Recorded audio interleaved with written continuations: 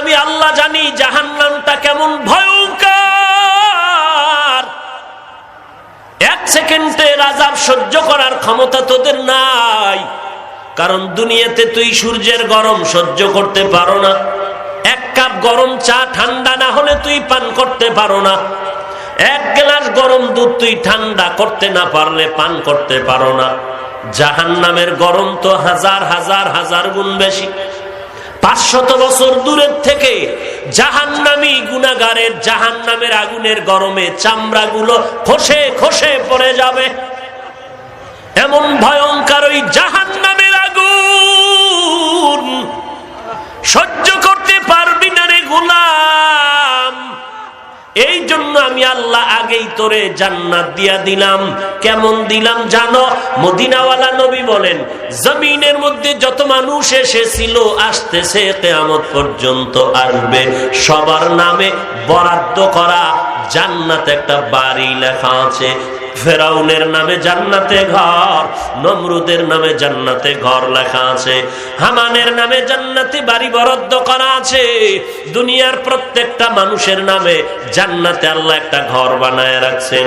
ও আল্লাহ, কোরআন হাদিস অনুযায়ী জানলাম বেঈমানেরা জান্নাত পাবে না, মুমিনেরা জান্নাত পাবে। তাও সাধারণ মুমিন না, পাক্কা ঈমানওয়ালা হতে হবে, আমলওয়ালা হতে হবে। ও আল্লাহ, তো বেঈমানের নামে যে জান্নাত বানাইলা, ওই বেঈমানের জান্নাতের হালাত কেমন হবে? আল্লাহ বলেন, নবী উম্মতের জানায় দেন, আমি আল্লাহ মুমিনদের জন্য যে জান্নাতটা রিজার্ভ করে রেখেছি, এই জান্নাত পাবে তাদের মূল ডিউটি দিলাম। যদি মূল ডিউটি পালন করে জান্নাত মূলটাই পেয়ে যাবে। কিন্তু আমার কিছু মুমিন বান্দা থাকবে যারা শুধু মূল ডিউটি করে ঘুমায় না, এরা ঘুম থেকে উঠিয়া বেশি বেশি ওভার ডিউটি করে। 5 ওয়াক্ত নামাজ মুমিনের মূল ডিউটি, 5 বেলার নামাজ ছাড়া অন্য নামাজ হলো ওভার ডিউটি। মুমিনের জন্য রমজানে রোজা রাখা মূল ডিউটি, অন্য সময় রোজা রাখাটা ওভার ডিউটি। ধনী মানুষের জন্য বছরে একবার যাকাত দেয়া মূল ডিউটি, মাঝে মাঝে মাদ্রাসা মসজিদের ওয়াজ আর দিনের রাস্তায় দান সদকা করা, গরিবের সাহায্য করা ওভার ডিউটি। জীবনে ধনী একবার বাইতুল্লাহ যাওয়া মূল ডিউটি। মাঝে মাঝে বান্দা উমরায় গিয়া তুমি আল্লাহরে লাব্বাইক বলে ডাকবা, এটা ওভার ডিউটি। যেই বান্দা মূল ডিউটি করার পর ওভার ডিউটি গুলো করবি, আমি আল্লাহ ও নবী উম্মতের জানায় দেন, ওভার ডিউটি করনেওয়ালা মুমিনদেরকে আমি আল্লাহ দয়ার নজরে বেঈমানের বানানো জান্নাত গুলো বোনাস হিসাবে দান করে দিব। আতিনা ফি দারে দুনিয়া না হাসান, আতিনা ফি দারে উকবা না হাসান, ইয়া গিয়াসাল মুস্তাগীসিন ইহদিনা লাফতিখারা বিল উলুমি ওয়াল গিনা, হর গরিদে নেকো তু তৈয়ার है जो न मंगे उससे तू बेजार है। হাদিস শরীফে আছে, যেই বাবা একটা কন্যা পাইছে একটা জান্নাত পেয়েছে। আরো আস্তে করে বলে, যেই বাবা 2 কন্যা পেল তারা কয়টা পাইল? জান্নাত। যেই বাবার কন্যা 3টা পেল 3টা জান্নাত। যেই বাবা 4 কন্যার বাবা হলো 4টা জান্নাত পেল। এইবার মেয়ের বাবারা খুশি না? বাবা এমনি খুশি হলে হবে না। ওই মেয়েটারে বাবা আল্লাহর মোহাব্বত নিয়ে বিবাহ পর্যন্ত তোমার আমানতের সাথে রক্ষা করে চালাতে হবে। ধর্মের বাইরে যেন চলে না, কোরআন তেলাওয়াত যেন ভুল করে না, নামাজ যেন বাদ দেয় না, বেপরদায় যেন আড্ডা দেয় না, মোবাইলটা চালাইয়া নিজের চরিত্র যেন ধ্বংস করে না। এইভাবে যদি তুমি মেয়েটাকে লালন পালন করে একটা দিনদার বান্দার কাছে আমানত দিতে পারো, আর বিবাহ দেওয়ার সময় জামাইটার হাতে আর মেয়েটারে দাঁড় করাইয়া আল্লাহর এক জিলদ কোরআন শরীফ দিয়ে যদি বলো, এরে আমার কন্যা, ও আমার জামাই, আমার জীবনের যা কিছু কামাই করলাম, যাই পাও আর না পাও, আমার জীবনের বড় আখিরাতের পুঁজি কোরআন শরীফ তোমাদের দিয়া দিলাম।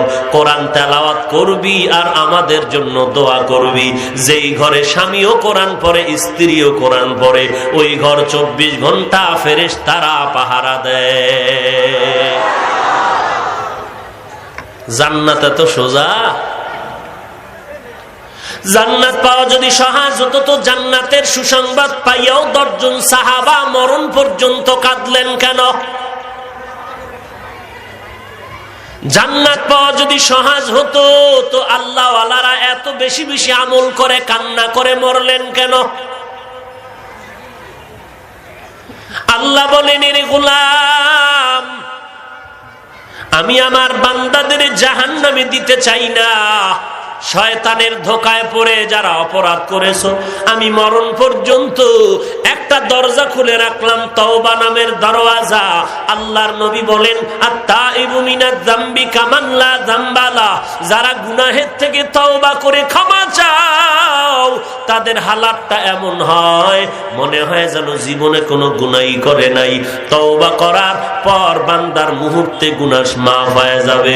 গুনাহ করছো 60 বছর পর্যন্ত, 70 বছর পর্যন্ত অন্যায় করেছো, 1 মিনিট 1 ফোঁটা চোখের পানি যদি ফেলতে পারো, 1 ফোঁটা চোখের পানিতে 70 বছরের গুনাহ মাফ হয়ে যাবে। এরে নবীর উম্মতের দল, ওই কান্নাওয়ালা তওবা চোরের মতো তওবা না। চোর যখন চুরি করে ধরা পড়ে, তখন তাকে যখন বেত্রাঘাত করে, তখনও বলে চুরি করব না, মনে মনে নিয়ত থাকে সুযোগ পেলে আর ছাড়ব না। এই তওবায় হবে না রে বাবা, তওবাটা তওবার মতো হতে হবে। ইয়া আইয়ুহাল্লাযীনা আমানু তুবু ইলাল্লাহি তাওবাতান নাসুহা। খাঁটি অন্তরে তওবা করবা হে গোলাম। কেমন খাঁটি অন্তরে তওবা? গলায় ছুরি আসবে, আল্লাহকে বেজার করব না, আমার নবীর তরিকার বাহিরে চলব না, আমার মা, আমার বাবা, আমার ভাই, আমার নেতা, আমার নেত্রী, আমার বন্ধু যদি বেজার হয়ে যাক, কোনো দুঃখ নাই। আমার কেউ আপন না, আপন আমার আল্লাহ, আপন আমার পয়গম্বর। দুনিয়ার সবাইকে বেজার করা সম্ভব, আমার আল্লাহকে বেজার করা সম্ভব না। কারণ আমি চাকরি করি, ব্যবসা করি, দোকানদারি করি, আমার ছেলে বিদেশে চাকরি করে, আমার ছেলে হোমনা বাজারের বড় ব্যবসায়ী। আল্লাহর কসম, ছেলে তোমাকে খাওয়ায় না, চাকরি রিজিক দেয় না, আল্লাহ রাব্বুল আলামিন নিজ কুদরতি ভাবে রিজিক দেয়। দেয় না?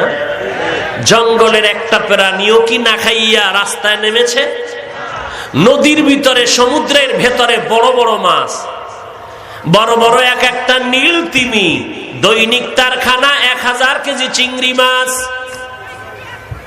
এরকম নীল তিমি তো একটা না, শত শত হাজার নীল তিমি সাগরে, কোন মাছ না খাইয়া নাই। কোহে কাব একটি পর্বত, ওই পাহাড়ে একটি প্রাণী বসবাস করত, যেই প্রাণীটার নাম সিমর্গ। ওই প্রাণীটার দৈনন্দিন খানার তালিকায় লেখা 40টা মোটা তাজা হাতি। নাউজুবিল্লাহ বলবেন না? বোবা হয়ে বয়েছে। কে খাওয়ায়? সকালবেলা পাখা ডানা মেলে পাখি উঠতে শুরু করলো খোলা আকাশে। সন্ধ্যাবেলা পাখিটা তার নিজের পেট ভরে বাচ্চার খানা নিয়ে বাসায় সন্ধ্যাবেলা হাজির। গর্তের পিপিলিকারাও না খাইয়া মরে না,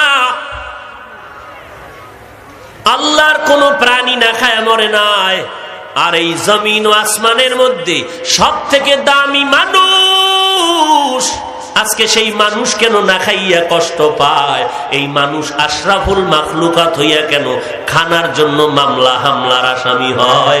একমাত্র কারণ জঙ্গলের প্রাণীরা না খাইয়া কষ্ট পায় না, নদীর মাছ না খাইয়া কষ্ট পায় না, ওই উড়ন্ত পাখিরা না খেয়ে কষ্ট পায় না, গর্তের পিপিলিকা না খেয়ে কষ্ট পায় না। আশরাফুল মাখলুকাত মুহাম্মদের উম্মতেরা না খাইয়া কেন কষ্ট পাও? ওই মাখলুকেরা আল্লাহর ডিউটি ঠিক মতো পালন করে, আর তুমি আল্লাহর গোলাম হইয়া বেঈমানের পা চাটা গোলামি করো, আল্লাহর ডিউটি পালন করো না, এই জন্য খানায় কষ্ট। গর্তাওয়াকুল মিকুনি হর সুবহ শাম মিরাসানাদ রিজকে তু আজলা মাকাম জুজবা হকচি জে মাখা আজ ইনসুজা ফজলে উ আমস্তে দর জুমলা জাহা। এরে নবীর আশিক উম্মতের দল, ওই জান্নাত এত দামি জান্নাত, ওটা যদি পেতে চাও দুইটা শর্ত মেনে তুমি জীবনটারে চালাও। এক নাম্বার, ইমানটারে পরিশুদ্ধ করে নাও। ইমান আনার পরে, ইমানকে শুদ্ধ করার পরে নেক আমল করো। ইমানটারে পরিশুদ্ধ কেমন করে করবা? একটা স্কেল লাগবে, না হয় হবে না। আল্লাহ কোরআনে হাকিমের মধ্যে স্কেলের কথা বলতেছেন, আমিনু কামা আমানান নাস। এরে মুমিনের দল, ঈমান আনো সাহাবায়ে কেরামের মতো ঈমান।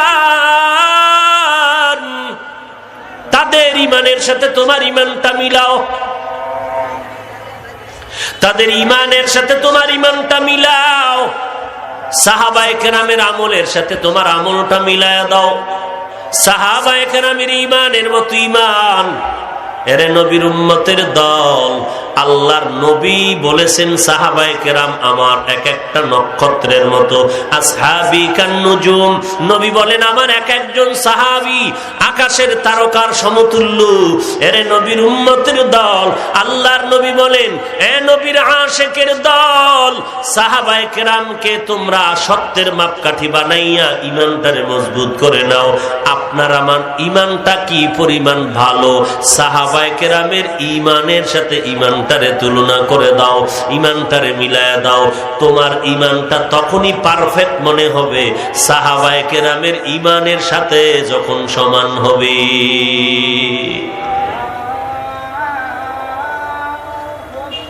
একজনে আজানের জবাব দিলেই সবার থেকে হয়ে যাবে, এটা হলো মাসআলা। কে দিবেন জবাব? আজানের জবাব কে দিবেন? দেন, আজানের জবাব দেন। আমরা কথা বলতে থাকি, এখানে আলাদা আজান হবে, আলাদা নামাজ হবে। কথা বুঝাইতে পারছি? একজনে জবাব দিলেই আজানের হক কি হয়ে যাবে? আদায় হয়ে যাবে। তো একজনে জবাব দিক, আমরা আলোচনা চালাই। কি বলেন আপনারা? এখানে আলাদা আজান হবে, এরপরে কি হবে? নামাজ হবে। বুঝেন না? সর্বাঙ্গে ঘা ঔষধ দিব কোথা? জামা তো সাদা পড়ছি, এই জন্য একটা তিল পরলে ওটারে তাল বানায় ফেলায় উম্মতে মুহাম্মদী। আল্লাহ হেদায়েত দান করে। আরো মহাব্বতে বলেন, নাকি মোনাজাত দিয়ে দিব? আর 2-4 মিনিট সামনে আগাবো। ইন্নাল্লাযীনা আমানু ওয়া আমিলুস সালিহাত কানাত লাহুম জান্নাতুল ফিরদাউসি নুজুলা। আল্লাহ তাআলা বলেন জান্নাতুল ফিরদাউস বড় দামি জান্নাত আমি তাদেরকেই দিব যারা 2টা কর্মসূচি পালন করে চলবে। 1 নাম্বার, ঈমানটারে মজবুত করে চলবা। 2 নাম্বারে নেক আমল করবা। ঈমানটা কেমন মজবুত করবা? সাহাবায়ে কেরামের ঈমানের মতো ঈমানটারে মজবুত করে নাও। সাহাবায়ে কেরামের ঈমান কেমন মজবুত? তাদের ইলমও বেশি, আমলও তাকওয়াও বেশি। তাদের মতো বড় আলেম আছে নাকি? সাহাবায়ে কেরামের মতো বড় মুফতি সাহেব আছে নাকি জমিনে? সাহাবায়ে কেরামদের মতো বড় মুত্তাকি কেউ আছে নাকি? তাদের মতো বড় মুফাসসির নাই, তাদের মতো বড় বড় মুহাদ্দিস জমিনে এখন আর নাই।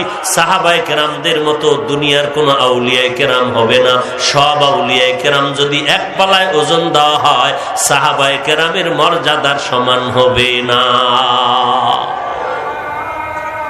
যেই সাহাবায়ে কেরামের ব্যাপারে আল্লাহ স্পষ্ট কোরআনে বলেছেন রাদিয়াল্লাহু আনহুম ওয়া রাদু আন, আমি আল্লাহ তাদের উপরে রাজি, তারাও আমার উপরে রাজি। সেই সাহাবায়ে কেরাম আমাদের মতোই তো মানুষ ছিলেন, কথা ঠিক না? তাদের ঈমান কেমন? এর নবীর উম্মতের দল, ঈমানের অগ্নি পরীক্ষার সামনে সাহাবায়ে কেরাম দাঁড়িয়ে আছেন। ছেলের চিন্তা নাই, মেয়ের চিন্তা নাই, খানার চিন্তা নাই, ঘুমের চিন্তা নাই, কোথায় বাড়ি কোথায় ঘর। আমার নবীজির দরবার থেকে এক বিন্দু পিছনে যান না তারা। নামাজের বেলায় দুর্বলতা নাই, জিহাদের বেলায় দুর্বলতা নাই, রাতের কান্নার ইবাদতের বেলায় কোনো দুর্বলতা নাই। সাহাবায়ে কেরাম জীবনটা বিলিয়ে দিয়েছেন আল্লাহর পথে। দুনিয়ার কঠিন আযাব আর কষ্ট মাথা পেতে নিতেন, তারপরও আল্লাহর বিরুদ্ধে, নবীর বিরুদ্ধে যাইতেন না। বেলালের ইতিহাস আপনারা কে না জানেন, হানজালার ইতিহাস আপনারা কে না জানেন, খাব্বাব রাদিয়াল্লাহু আনহুর ইতিহাস আপনারা কে না জানেন। খানা নাই, ঘরের চুলে আগুন জ্বলে না, এরপরেও কেমন পাগল আমার নবী। আল্লাহর নবীর সাহাবী বড় গরিব। মসজিদে নববীতে নামাজের আজান হয়, অন্যান্য সাহাবায়ে কেরাম আগে আগে গিয়ে নামাজের অপেক্ষা করে, নবী আসবেন, ইমামতি করবেন, এরপরে আমরা পেছনে নবীর অনুসরণে নামাজ আদায় করব। কিন্তু একজন গরিব সাহাবী ইকামত যখন শুরু হয় তখন যায়, আগে যায় না। নবী যখন সালাম ফিরায় সমস্ত সাহাবা নবীর জন্য বসে থাকে, বয়ান করবে, নবী বয়ান শুনে তারপরে যাবে। কিন্তু ওই সাহাবী ইকামতের সময় ঢুকে আবার সালাম ফিরানো মাত্র দৌড়াইয়া ঘরের মধ্যে চলে যায়। সাহাবায়ে কেরামের নজরে লাগার পর একদিন নবীর কাছে তারা অভিযোগ পেশ করলেন, নবী কোনো জবাব দিলেন না। আর একদিন অভিযোগ দিলেন, নবী কোনো জবাব দিলেন না। আবার কিছুদিন পর একই কথা যখন বলা হলো, মায়ার নবী, রহমতের নবী আমার বলে, চলেন আমরা ওই সাহাবীর ঘরের মধ্যে গিয়া খবর নেই, কোনো না কোনো মুসিবত ছাড়া তো এইভাবে বান্দা করতে পারে না। নবী এবার নিজেই রওনা হয়ে গেলেন সাহাবীর খবর নেওয়ার জন্য। আল্লাহর নবী গিয়ে ঘরের কিনারায় সালাম দিয়েছেন আর বললেন, ইয়া আহলাল বাইত, ঘরের মধ্যে কারা আছো? রাহমাতুল লিল আলামিন ঘরের কিনারায় দাঁড়ানো, কোনো জবাব নাই। আবার যখন নবী আওয়াজ দিলেন, এরপরও কোনো আওয়াজ জবাব আসে না। শেষ পর্যন্ত মায়ার নবী আবার বললেন, ঘরের মধ্যে কি কেউ নাই? এইবার ঘরের মধ্যে নবী শুনতেছেন কান্নার আওয়াজ। সাহাবী কান্না কণ্ঠে আস্তে আস্তে করে বলেন, পয়গম্বর আমাকে মাফ করে দেন, বেয়াদবি নিবেন না, আমি আপনার সামনে আসব এমন ভালো কোনো কাপড় আমার শরীরের মধ্যে নাই, আমি বড় গরিব, আমি বড় অসহায়। নবী কাপড় দিয়েছে, চাদর দিয়েছেন, কোন রকম আবৃত হইয়া নবীর সামনে দাঁড়ায়া চোখের পানি ছেড়ে কান্না করলেন আর বললেন, নবীজি আমার ঘরে কেউ নাই, আমি আর আমার স্ত্রী থাকি ঘরের ভেতরে, এই ছোট্ট ঘরের মধ্যে। দুইজনে মিলে একটা কাপড় পরিধান করি, ঘরের মাঝখানে একটা গর্ত বানিয়ে রেখেছি। যখন আমার স্ত্রীকে নামাজের সময় হয়, গর্তের মধ্যে রেখে আমি কাপড় পরিধান করে নামাজের কাতারে গিয়ে দাঁড়ায় যাই। আবার দ্রুত আসার কারণ হলো, দেরি হলে টাইম চলে যাবে। আমি সালাম ফিরানো মাত্র দৌড়াইয়া এসে আমি কাপড়টা আমার স্ত্রীকে দিয়ে গর্তের মধ্যে আমি অপেক্ষায় থাকি। আমার স্ত্রী আমার কাপড় পরিধান করে নামাজ আদায় করেন। মায়ার নবী শুনে চোখের পানি ছেড়ে দোয়া করলেন, হে আল্লাহ, এত কষ্টের মধ্যেও যেই বান্দা তোমাকে ভুলে না, তুমিও এই বান্দাটারে কখনো ভুলিও না রে আল্লাহ।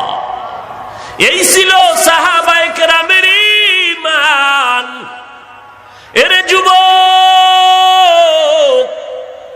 কয়দিন আর যৌবনের বাহাদুরি করবি? কয়দিন? তোমার আমার বয়সের যুবকটাও তো কবরে চলে গেল। তোমার আমার থেকে কত অল্প বয়সের যুবক কবরে চলে গেল। কয়দিন আর বাহাদুরি করবি রে যুবক? এ জমিনের ইতিহাস শ্রেষ্ঠ বাহাদুর ফেরাউন নমরুদ, একটু তাকায় দেখ, তাদের নাম নেওয়ার মতো একটা মানুষ জমিনে পাওয়া যাবে না। কোন বেঈমানের বাড়ি ফেরাউন নামের কোন সন্তান নাই। যেই ফেরাউনের টাকা পয়সা ক্ষমতার অভাব নাই, 40 বছর পর্যন্ত যে ফেরাউনের কোন অসুস্থতা হলো না, ওই ফেরাউনের লাশটাও মাটি গ্রহণ করে নাই। অথচ তাকায় দেখো, অহন্যা এলাকার মা, তুমি তো আলেমের মা, হাফেজে কোরআনের মা, তুমি তো কোরআনওয়ালার মা। একটু নজর করে দেখো, যেই ফেরাউন আল্লাহর এত বড় দুশমন, ওই ফেরাউনের ঘরে তার আপন স্ত্রী আসিয়ার খবরটা নাও। ওই ফেরাউনের ঘরে তার আপন বিবি আসিয়ার কি হালাত। আল্লাহকে বান্দি এমন ভাবে ডাকলেন, মায়ার নবী মেরাজে যখন যায়, হঠাৎ করে বেহেশতের সুঘ্রাণ নাকে পাইলেন। নবী বলেন, জিব্রাইল, কিসের সুঘ্রাণ? জিব্রাইল বলে, ফেরাউনের স্ত্রী আসিয়ার কবর থেকে সুঘ্রাণ পাওয়া যায়।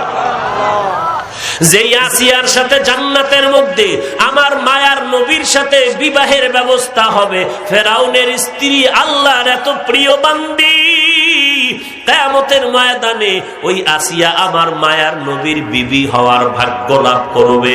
এরে পর্দার আড়ালের মা, তোমার ঘরের স্বামী তো ফেরাউনের মতো তোমারে বাধা দেয় না। তুমি নামাজ পড়লে তো তোমার স্বামী বাধা দেয় না। তুমি পর্দা করলে তোমার স্বামী তোমাকে গালি দেয় না। তুমি যদি কোরআন তেলাওয়াত করো, তোমার স্বামী গালি দেয় না। বরং তোমার স্বামী মাঝে মাঝে আমাদের কাছে আসলে বলে, হুজুর, আমি নিজে যতই বড় খারাপ হই না কেন, আমার বিবি বড় ভালো, নামাজ পড়ে, কোরআন পড়ে, সন্তানগুলোরে দিন শিখাইতেছে। এরে আম্মা জান, তোমার স্বামীর থেকে তোমার কতটা আদর্শওয়ালা হওয়া দরকার, কারণ তোমার থেকে ফল জমিনের মধ্যে আসবে। তোমার ফলটা যদি ভালো চাও, তুমি যদি আদর্শওয়ালা মা হয়ে যাও, তোমার থেকে একটা সন্তান পারবে এই জগৎটাকে আলোকিত করে দিতে। অতএব মা, অনুরোধ করে বলছি, তওবা করে নাও। কয়দিন আর দুনিয়ার রং তামাশায় জীবনটারে হেলায় খেলায় কাটাইবা? দুনিয়াটা কিছুই না রে মা। আজকে নতুন শাড়ি পরে স্বামীর ঘরে আসছো, এমন একটা সময় আসবে হঠাৎ তোমার বুকে ব্যথা উঠবে, পেটে ব্যথা উঠবে, মাথা ব্যথা হঠাৎ পড়ে যাইবা। সন্তানগুলো মা মা বলে কাঁদবে, কোনো জবাব দিতে পারবা না। ওই ফেরাউন এত বড় বেঈমান, ওর ঘরে থেকে যদি আসিয়ার মতো বান্দিটা আমার আল্লাহর গোলাম হয়ে কবরে যেতে পারে, অপর্দার আড়ালের মা, তুমি কেন আল্লাহর গোলাম হয়ে কবরে যেতে পারবা না? এমন একটা সন্তানের মা কেন হইতে পারলা না? তুমি ইন্তেকালের পরে তোমার সন্তান জানাজার ইমাম হয়ে যাবে, তোমার সন্তান কোরআন তেলাওয়াত করে কবরের কিনারায় দাঁড়াইয়া চোখের পানি ছেড়ে ছেড়ে দোয়া করবে। এমন একটা সন্তানের মা কেন হতে পারলা না রে মা? আল্লাহর কাছে দোয়া কেন করো না? আল্লাহর কাছে কান্না কেন করো না? হে আল্লাহ, এমন সন্তানের মা তুমি বানায় দাও, মরণের পরেই যেন সন্তান জানাজার ইমাম হতে পারে। কবরের কিনারায় গিয়া সন্তান যেন কোরআন তেলাওয়াত করে মায়ের জন্য দোয়া করতে পারে। এই করোনার ভিতরে কত নারী চলে গেল, কত পুরুষ চলে গেল। মায়ের সামনে সন্তান চলে গেল, সন্তানের সামনে মা বাবা চলে গেল, বাবা ইন্তেকাল হয়ে গেল, লাশটা সন্তানেরা ফালায় দিছে, কাছেও যায় না, করোনায় আক্রান্ত হওয়ার ভয়। এই নি দুনিয়াতে ছেলের মায়া আর বাবার মায়া। কার জন্য পাগল হইয়া আমার আল্লাহকে ভুলিয়া গেছো রে মুমিন? ওই অন্ধকার কবরে যখন তোমাকে রেখে সবাই চলে যাবে, তখন তোমাকে প্রশ্ন করা হবে না তোমার ছেলে কই, তোমার ব্যবসার কি হালাত। তখন তিনটা প্রশ্ন সবাইকেই করা হবে। রবের পরিচয় দাও, ধর্মের পরিচয় দাও, রাহমাতুল লিল আলামিনের পরিচয় দাও। যারা দুনিয়াতে রবের গোলামি করলো তারা কবরে গিয়া বলবে রব্বি আল্লাহ, আমার রব একমাত্র আল্লাহ। যারা দুনিয়াতে ইসলামের মালা গলায় পড়লো তারা জবাব দিবে দ্বীনি আল ইসলাম, আমার ধর্মের নাম কি? দুনিয়াতে যারা নবীর গোলামি আর আদর্শের মালা গলায় রাখলো, চুলগুলো নবীর সুন্নতের বাইরে কাটে নাই, নবীর পোশাকটা ছাড়া ভিন্ন পোশাক পরে নাই, সুন্নত ছাড়া চলে নাই, কবরে যাওয়ার পরে নবীকে দেখাইয়া বলবে চিনো? আশেকে রাসূল বলবেন তিনি তো আমার মায়ার নবী রাহমাতুল লিল আলামিন। আল্লাহ অর্ডার করবে দেরি না করে কবর বেহেশতের বিছানাটা বিছায়া দাও। পক্ষান্তরে যদি বান্দা গুনাহগার হয় কবরে যাও রে যুবক, একই প্রশ্ন তোমাকেও করা হবে। রবের পরিচয় দাও, ধর্মের পরিচয় দাও, রাহমাতুল লিল আলামিনের পরিচয় দাও। যারা দুনিয়াতে রবের গোলামি করো নাই, নামাজের সময় আজান শুনিয়া অন্যদিকে দৌড়ায় গেলি, ইসলামটারে চিনো নাই, নবীর সুন্নতের জবাই করেছো, ওরা কবরে গিয়ে একটা কথা বলবে লা আদরি লা আদরি, আমি কিছুই জানি না। আল্লাহ তখন গোসা হইয়া ফিরিস্তাকে বলবে ফিরিস্তা এই নাফরমানকে আর সুযোগ দিয়া লাভ নাই, কবরটাকে জাহান্নামের আগুন দ্বারা ভরে দাও, জাহান্নামের বিছানাটা বিছায় দাও। একটা নয় দুইটা নয় 70 থেকে 99টা সাপ কবর ভরে যাবে। আল্লাহ গোসা হয়ে বলবে এরে কবরের মাটি, এই নাফরমানকে দুই পার্শ্ব থেকে সজোরে চাপ দাও। এমন জোরে চাপ দিবে পাজরের হাড় চুরমার হয়ে যাবে। সহ্য করতে পারবি কবরের চাপ? একটু চিন্তা করে দেখ, কেউ যদি একটা বেতের বাড়ি দেয় সহ্য করতে পারো না, ওই কবরে মাটির চাপ কেমন করে সহ্য করবে রে বাবা? আরে আল্লাহর হুকুম মতো চলতে গেলে, নবীর সুন্নতের আমল করলে ব্যবসা বন্ধ হবে না, চাকরি বন্ধ হবে না, বিবাহ শাদী বন্ধ হবে না, ঘোরাফেরা বন্ধ হবে না। নবীর তরিকা মতো চলতে গেলে বাবা তোমার লেখাপড়াও বন্ধ হবে না। অতএব তুমি শয়তানের ধোঁকার থেকে তওবার মাধ্যমে ফিরে যাও। তোমার আমার মতো কত যুবক ডানে বামে তাকায় দেখো, তুমি ব্যবসা করো, চাকরি করো, তোমার লাইনে একই ফ্যাক্টরিতে চাকরি করো, তোমার মতো কত যুবক নামাজ ছাড়ে না, তুমি কেন পারো না রে বাবা? তোমার আমার মতো যুবক তাকায় দেখো, ব্যবসা করে চাকরি করে নামাজ বাদ দেয় না, তুমি কেন পারো না? বিবেকরে জিজ্ঞাসা করো। আল্লাহর কোরআনটা কি মিথ্যা মনে করেছো রে মুসলমান? আমার নবীর কথাগুলো কি তুমি মিথ্যা মনে করেছো? যদি বলো না না, তাহলে তুমি তওবা করে নাও, কারণ গুনাহ নিয়ে কবরে গেলে এক বিন্দু আযাব তোমার ছাড় দেওয়া হবে না। আল্লাহর কাছে তওবা করো, হে আল্লাহ আমার মতো গুনাহগারের জমিনের মধ্যে কেউ নাই, ও আল্লাহ তুমি আমাকে মাফ করে দাও। জীবনে শয়তানের ধোকায় পড়ে পড়ে কত অন্যায় করেছি, আমার মতো যুবক স্কুল কলেজে পড়িয়াও যদি নামাজ পড়ে আমি কেন পারবো না? আজকে থেকে নিয়ত করলাম এক বেলার নামাজও বাদ দিব না, মা বাবাকে কষ্ট দিব না, আলেম ওলামাদের বিরোধিতা করব না, নবীর সুন্নতের বিপরীত চলব না, জাতির বিরুদ্ধে দেশের বিরুদ্ধে কোনো ষড়যন্ত্রে লিপ্ত হব না। আদবওয়ালা জিন্দেগি নিয়া, মুরব্বী আল্লাহওয়ালাদের পরামর্শ নিয়ে সুন্দর করে আমল করে জান্নাতের লাইনে চলবো। ও আল্লাহ আমাদের সকলকে খাঁটি তওবা করার তৌফিক দান করেন, তওবার উপরে মজবুত হয়ে চলার তৌফিক দান করেন। বলেন আমিন। আলহামদুলিল্লাহি রাব্বিল আলামিন, ওয়াসসালাতু ওয়াসসালামু আলা সাইয়্যিদিল আম্বিয়া ওয়াল মুরসালিন ওয়া আলা আলিহি ওয়া আসহাবিহি আজমাইন। ইয়া আরহামার রাহিমিন, ইয়া আরহামার রাহিমিন, ইয়া আরহামার রাহিমিন।